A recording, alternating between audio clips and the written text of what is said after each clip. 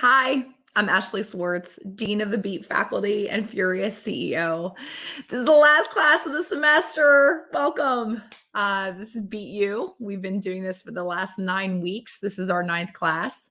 And, summer's here, so class is out, the semester's out. I would love this to be a field day, like water balloons and potato sack races. If we could all be together, I think that would be a much more fun theme.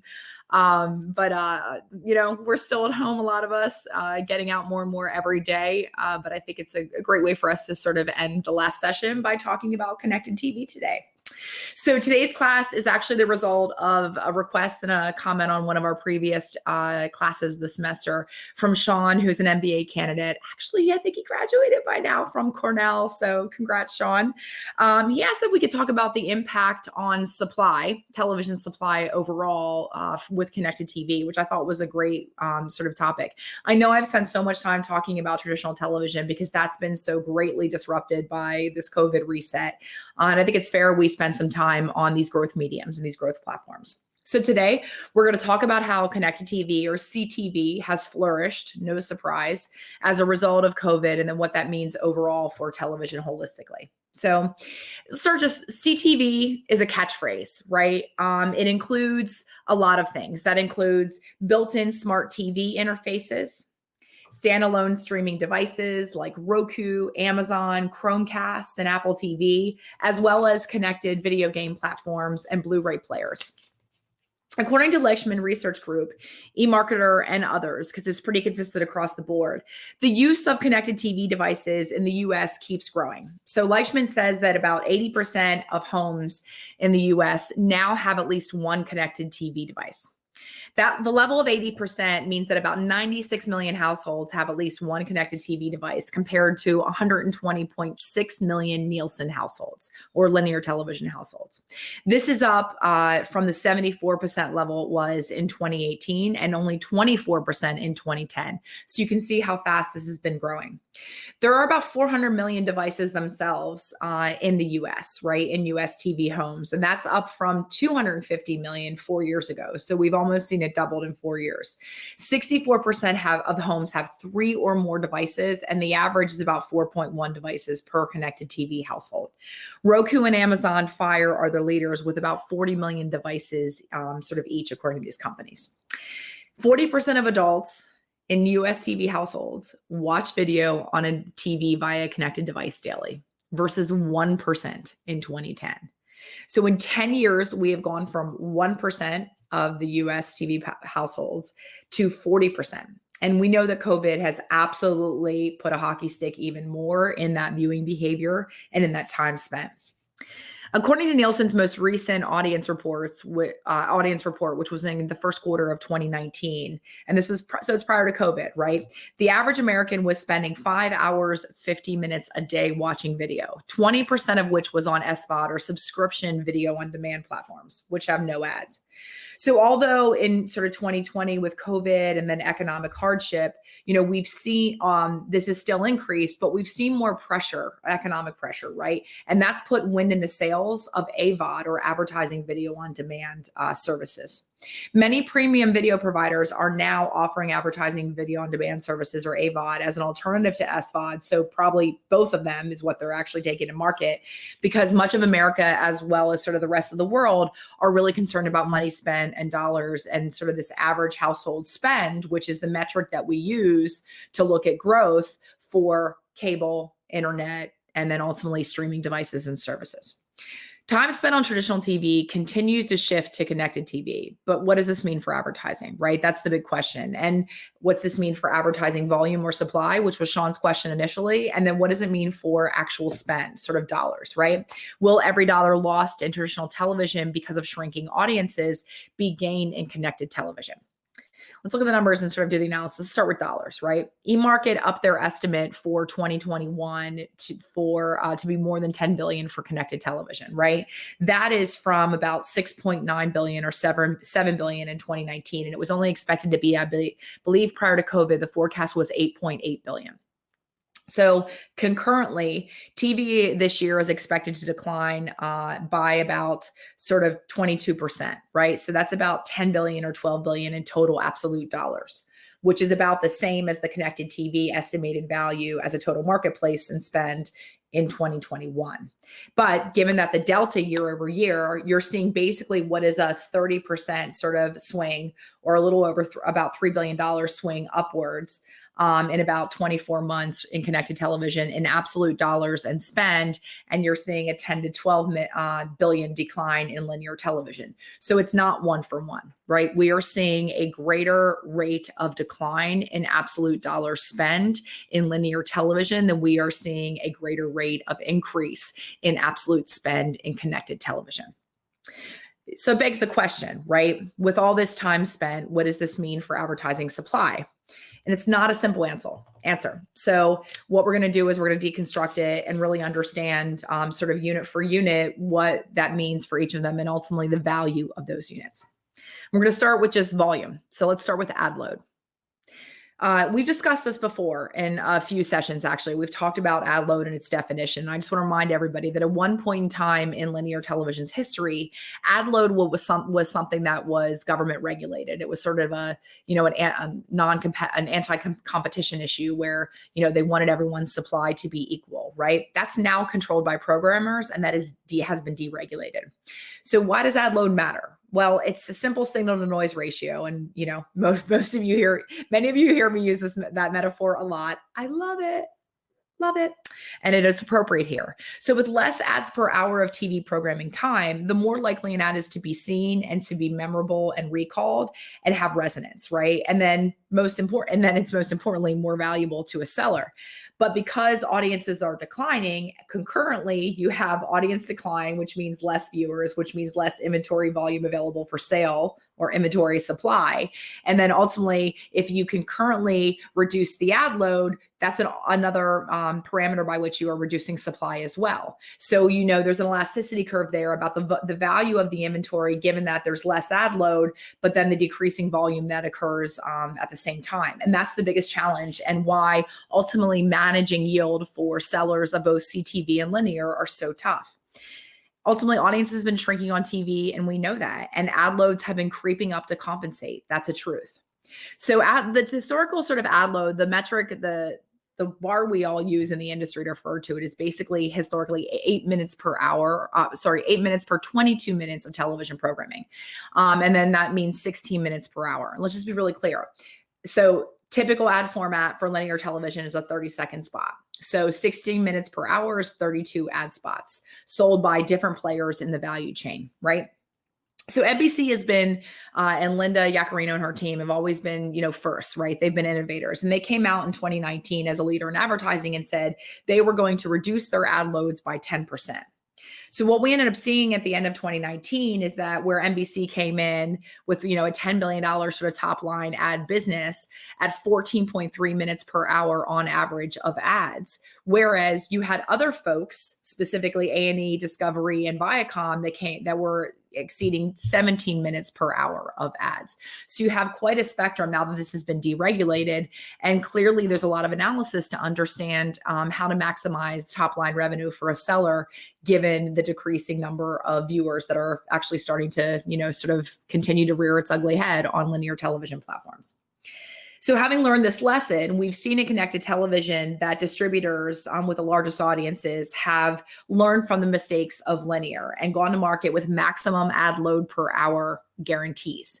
So Scott Rosenberg, who's the general manager of the Roku platform, told Ad Exchanger in August of 2019 that they are guaranteeing to keep their ad load to 8 minutes or less per streaming hour of content. That is less than half that of linear television. And they're using that as a sort of gauntlet to lay down to go directly against linear for each dollar of sort of ad spend there on that platform of TV buyers. Hulu has an ad-supported subscription version that is $5.99 a month that has about 58 million subscribers, right? This is as of 2019. And the ad experience is important to consider because given that ads subsidized, they subsidize, not fund the subscriptions of their viewers. It's really important, and advertising itself is very sensitive for that reason for Hulu. So they don't specify ad load per hour, but they do guarantee that no ad pod, that's how long the duration of an ad break is in streaming content or in linear content. They guarantee that an ad pod will never exceed 90 seconds, right? So given that the need is to keep the ad experience, as Peter Naylor, their former head of sales, said at the time, non-intrusive, that's their goal. And then ultimately that ends up resulting likely in smaller ad loads. So we can assume that the ad loads per hour available for sale are less than that of linear television as well. So two of the big guys, Roku, Hulu, we suggest that the total time per hour, total minutes per hour of streaming programming actually is less than linear, and significantly less at that. So when we're comparing apples to apples, there are probably less 30-second ad units for sale in an hour of supported streaming content on connected TV platforms than there would be for linear television platforms. Just 1-to-1, 30 seconds. Let's talk about ad format now, right? This is something we don't really talk about in linear. I mean, we've seen sort of 30 seconds and 15s, and Fox did a hot minute experiment of 6 seconds. But ultimately, both linear TV and CTV have leaned into new ad formats. That's true, right? Digital or CTV just has a lot more flexibility and more opportunities in their arsenal to play with formats. So we see many more 15-second commercials on linear, and connected TV platforms have leveraged their digital infrastructure to enable short-form video formats like 6-second ads, 10-second ads, and also to enable interactive formats like Hulu, and then new formats to convert purchases within video experiences like YouTube, right? So even though the absolute time may vary per hour of programming, the number of ad units can be tweaked by adjusting formats. So you can have a minute break, all right, and you can have 2 30 seconds, you could have 4 15s, or you can have 3 15s and one sort of 25-second. There's a multitude of options when it comes to digital, because they have the flexibility to deliver a multitude of smaller format video ad units, right? So the value of the inventory changes based on the format, right? It's pretty much straightforward that the longer the ad is in time duration, the more it's worth. But when we look at highly interactive formats or highly interactive ads, et cetera, those that can convert to purchase, we see CPM premiums on digital platforms that are unheard of in television, particularly if we start to sell those ad units on a performance basis. So a click through, a per complete, a conversion, right? When we actually see an opportunity to drive much greater premiums than sort of CPM to CPM that we already see on CTV versus linear, even greater multiples of premiums when we're looking at performance-based currencies or ways of packaging inventory. Let's talk about targeting. The topic du jour. So remember that connected television has all the capabilities of digital advertising, but it's a premium experience of TV. That's what makes it kind of awesome sauce. So the ability to leverage data, both the advertiser's first party data and audience data the seller may have, as well as then potentially other sort of data sets to target specific viewers. This is absolutely increasing the value of connected TV platforms, right? And the value of video overall by a significant amount. Linear TV sellers that do sell addressable today see 10, 20, sometimes 40x premiums for addressable impressions. The ability to target inventory or impressions rather for a television seller has been the holy grail for a long time. It's what we've referred to as addressable TV. And linear sellers have been trying to gain momentum to make addressable something every advertiser wants in their media mix. And ironically, connected TV and its incredible sort of growth trajectory now may end up being the tail that wags the dog in this whole addressable conversation, right? So it may also be what makes addressable a meaningful line of business for TV sellers. When using data to target specific customers, oftentimes advertisers will work with multiple sellers to reach as many of sort of a target audience as possible, given the difference of another metaphor I use a lot, fishing with a net versus fishing with a line, right? You got to drop more lines in the water if you're fishing with a line, if you want to ensure you catch enough for dinner. And the same goes with advertising, right? Up funnel reach buying on linear television versus if you want to eat yogurt eating moms in Duluth in the market for a minivan, you probably have to spread your bets a little bit further to make sure you get as many yogurt eating moms as needed to drive your purchase performance you want, right? So this gets us to another holy grail holistically, just overall. We talk about this for TV, and that is unduplicated reach. And, a capability of digital advertising is often the ability to confirm that an ad has been delivered to a single device and to sort of match that device, right? Privacy in place, et cetera, but to confirm it was delivered to a specific device. This is great when a brand wants to target, right? But for big consumer brands like Coke or Pepsi that often want to reach they want as much reach as possible because they are what we call up funnel advertisers. So for some of you, this is old hat, the marketing funnel, but Coke and Pepsi, they care about recall and recognition of their brand, right? Not necessarily intent to purchase as much, but it's really just about brand recall because they are advertising at a brand level. Traditional linear TV offers the greatest value for their dollar because of its sheer reach, because they want tonnage.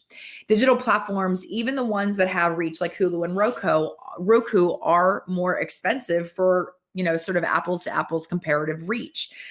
Their average CPMs are often significantly higher than linear, and that carries through even when you're just straight trying to place, which is not so common on these digital connected TV platforms, a straight reach buy.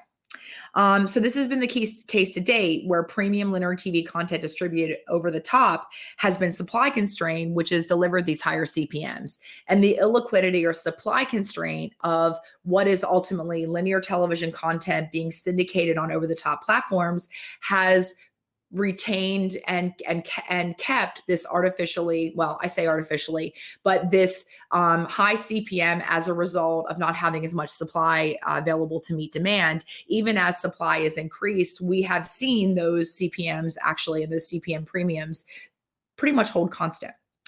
So this hasn't changed as much since, linear TV audiences are declining either, and it's because high quality inventory still remains illiquid, right? A NBC primetime program that is syndicated past the C7 window on Peacock is different than a YouTube short form, web only sort of series produced by an independent content creator. It's just different and has different perceived value to buyers and advertisers. Some more, to be very clear. So content recognition technologies like ACR, which are now native to most smart TV platforms, enable CTV sellers to identify if TV is used to watch linear programming, right? So they can actually identify if there's an input from a linear TV set-top box and listen for what that stream is and identify it via watermarks. This capability has allowed companies like Roku to package and sell unduplicated reach to attract traditional TV buyers and even large brand advertisers to connected television. So in this year's upfronts, Roku provided and took to market an unduplicated reach guarantee for buyers that used a database across multiple smart TV platforms that relied on ACR to deliver. One thing that's really important is that, we see because fish with the net, fish with the line, when you're targeting, you need to make sure that you have as much sort of, beginning inventory as possible so that, when you start with approachable audience of 50 million and you actually target those yogurt eating moms in 3 markets, you don't end up with 20 moms, right? So programmatic in connected television is meaningful because they aggregate volume and they aggregate inventory. And ultimately, you need to be able to aggregate supply in order to be able to maximize reach when you're using data to target audiences. So this gets very complicated because we see this undercurrent, not unlike we've seen in television increasingly today and other, with companies like Google and Facebook, of particularly platforms trying to create their own walled gardens, their own proprietary tech stacks. They're trying to create all the apps and app providers within their CTV sort of ecosystem to actually be sort of self-contained, right? And so the ability, you may be able to dedupe reach from linear television to a specific platform, but you may not be able to dedupe reach from one connected TV platform or ecosystem to another. So this construct of walled gardens is omnipresent across the entirety of the ecosystems, both digital and linear or traditional media within the advertising business. Let's talk about the ad tax. We don't talk about that in linear television. No.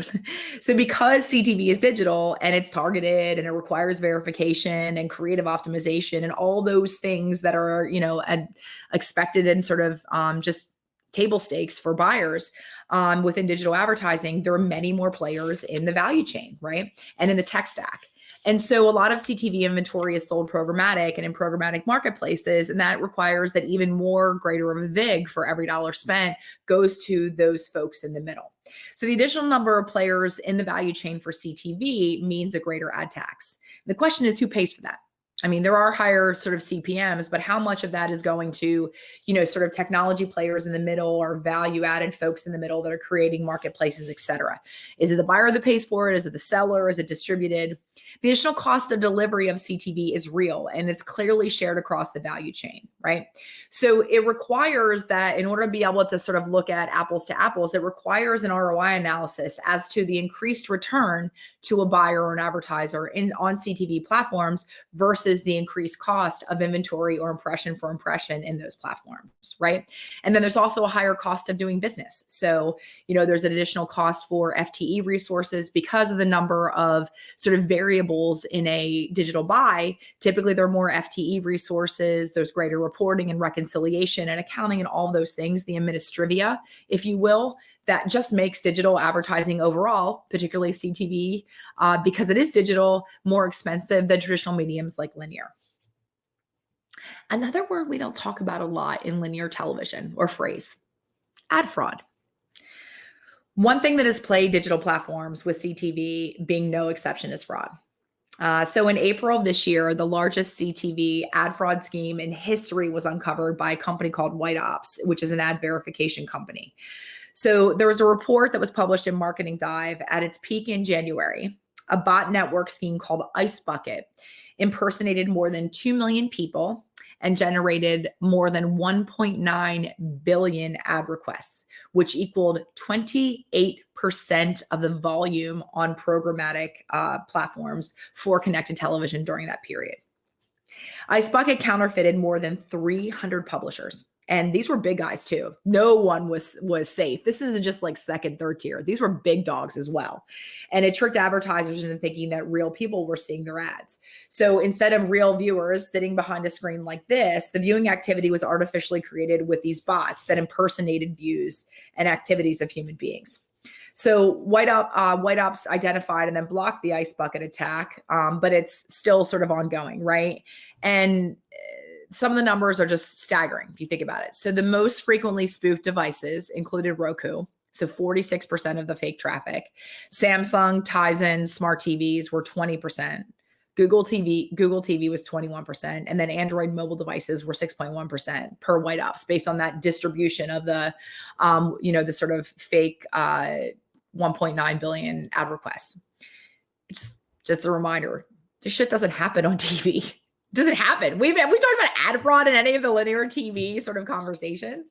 Risk reward, right? So if we don't know if the TV supply that is available as a result of growth is real human traffic, how can we have confidence in the CTV supply at all? And that's really the challenge. That's really the hard part. And maybe that just means that CTV inventory is, for the short term, is going to have to be bought direct from sellers, right? From the actual programmers or content owners or distributors. And those that are in marketplaces like programmatic, we need to be a little bit skeptical about in the future. I'm not really sure what that means, but we do have to ask that question if we're taking an eyes wide open perspective on investment in CTV, particularly when comparing it to potentially cannibalizing dollars from our linear spend from the buy side of the industry's perspective. My perspective, there's only one answer that, that is required for buyers, right? And that is the juice worth the squeeze? So connected TV right now requires more work to plan. You have to develop more creative variants, ultimately to buy and deliver. And then there's undeniably, more inventory. We know that, although there is the impact of this new supply on linear TV is diminished because of the lack of maturity and ultimately the risk and lack of trustworthiness of the supply itself, right? So my belief is that at this point in time, connected TV is most valuable if it's used as a complement, or whether it's direct reach extension for up funnel buys for very large advertisers that want to just get as much tonnage as possible and look to platforms that, tend to skew for users or subscribers that don't actually have traditional linear television subscriptions or set-top boxes in their household, right? Or alternatively, in a post-COVID era, potentially it is for, advertisers that buy traditional television, particularly from local broadcast or cable, and buy it by geography, and then use those same geographical parameters to target on connected TV platforms. And then most importantly, use that targeting because they have to sort of customize or cater their messages based on where we are in the arc of reopening in a specific geography. So QSR, for example, I brought this up a couple weeks ago. If you're a quick serve restaurant, do you want to call attention at the speediness of your drive-through or the sort of curbside delivery and mobile app that you're making available to consumers when the restaurant itself is closed? Or do you want to speak to, the sort of the safety, the cleanliness, the standards that you're enabling social distancing while not compromising an in-house dining experience, right? It depends. That would be geographical at this point, given this new normal for us. And that's where CTV and its ability to target by geography could be very valuable. In the end, all that most brands want is a human to see an entire screen for 30 seconds. And that's not non-trivial in the context of this conversation. So, we've seen that it's not dollar for dollar, that every dollar lost in TV ads is going to be made up in CTV. And it's not one for one, that every 30-second spot as a result of declining audience will be, will manifest in connected TV platforms in some way, particularly given that cannibalization in television viewing is very much so still highly driven and consumed by subscription VOD streaming services, which don't have any ads at all. So that will continue to keep connected TV and AVOD ad values high. But if we don't address the issues of fraud and we don't reduce the cost of delivery, we'll still continue to do this dance of the glass being half full versus half empty and have this conversation over and over again until this space continues to mature. So I don't know, 30 seconds, the whole screen by a human doesn't feel like a lot. I really don't think it's all that complicated, but that's me. So I wish everyone a blessed, safe, and peaceful summer. Light to all, love to all, peace to all. And I'm so deeply grateful for the last sort of 3 months that we've spent together. And I hope to see you again in the fall because we're going to do more of this. So blessings.